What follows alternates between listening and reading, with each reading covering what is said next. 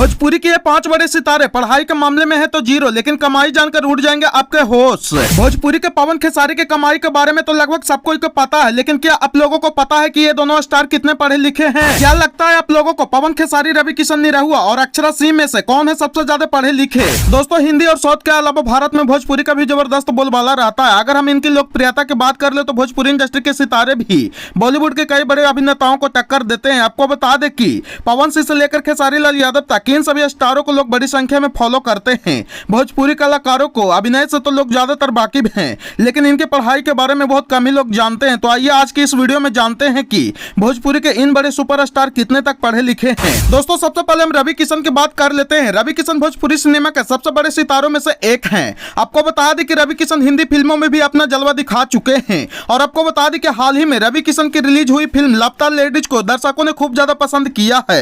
रवि किशन की अगर हम पढ़ाई की बात कर ले तो इन्होंने 12वीं कक्षा तक की पढ़ाई किए हैं। इसके बाद हम दिनेश लाल यादव की बात कर लेते हैं। दिनेश लाल यादव को लोग निरहुआ के नाम से भी जानते हैं और भोजपुरी इंडस्ट्री में इनका भी जबरदस्त बोलबाला रहा है। भोजपुरी में सबसे ज्यादा बार फिल्म देखे जाने वाली निरहुआ का ही है और ये अपना जर्नी सिंगिंग से स्टार्ट किए थे। आपको बता दें कि निरहुआ का शुरू से ही गाने बजाने का शौक था। इसी शौक के चलते इन्होंने सिर्फ 12वीं क्लास तक की पढ़ाई की है।